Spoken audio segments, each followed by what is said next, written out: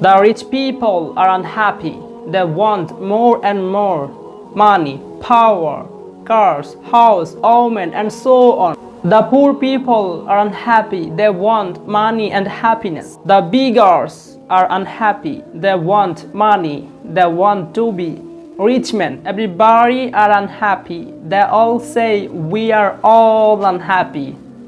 My dear brother and sister, listen. Allah says, Surah Al-Balad, verse number 4. لَقَدْ خَلَقَنَا الْإِنسَانَ فِي كَبَدٍ. I created every man and woman by the hard working, by the pains, by the unhappiness.